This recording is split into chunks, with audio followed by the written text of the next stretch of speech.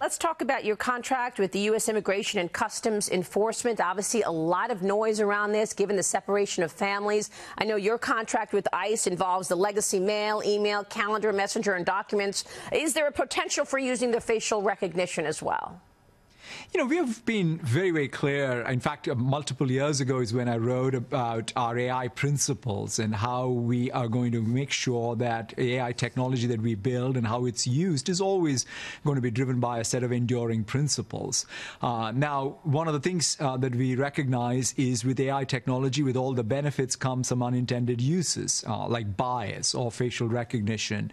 And so, therefore, we are very clear that we will not participate in any project that is going to be against, fundamental human rights. And in this case, what we're doing with ICE is to support them in the core infrastructure around email.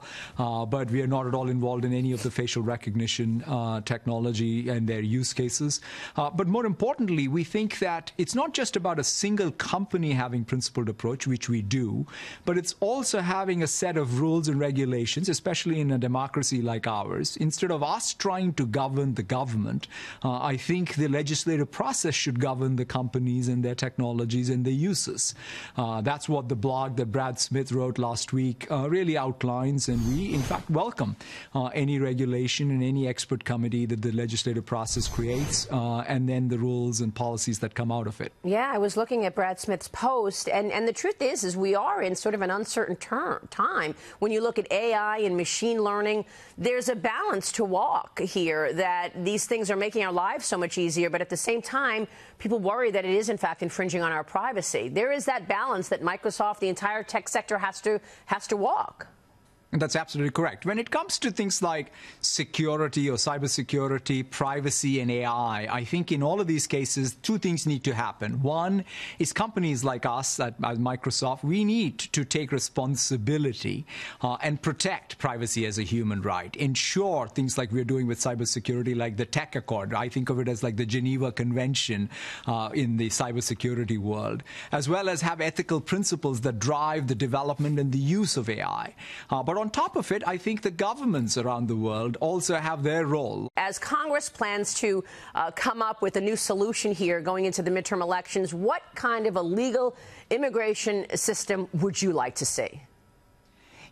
First of all, Maria, I'm a product of, I think, two amazingly unique things American. One is American technology that reached me where I was growing up and letting me dream the dream, and American immigration policy that then allowed me to come here, get an education, and live that dream. So I'll always come from that personal experience to advocate for an enlightened immigration policy that allows for the best and the brightest to come to the United States, participate in our economy, pay taxes, create innovations that are going to make us more competitive globally. Are you finding the employees that you need to put in the jobs that you have open? Recently, we learned that there are more job openings than actually people to fill those jobs.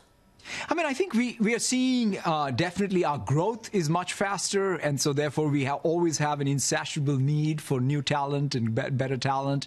We definitely can employ more people, but at the same time, I think there's fantastic people right here in the schools in the United States, as well as in the industry. So I think that, yes, immigration policy reform is required, but I would not sort of use that as the only thing that is required in order for us to continue to grow in the United States. Well, final question here, Satya. Obviously, you're doing a lot right. How does it feel sitting on the doorstep of a $1 trillion market value from Microsoft right now? I mean, for us, I think, Maria, it's going to come down to what I said, which is how can we ensure that we stay focused on building technologies that are relevant and helping our customers. Satya, it's great to see you today. Thanks so much, and congratulations to you. Thank you so much, Maria.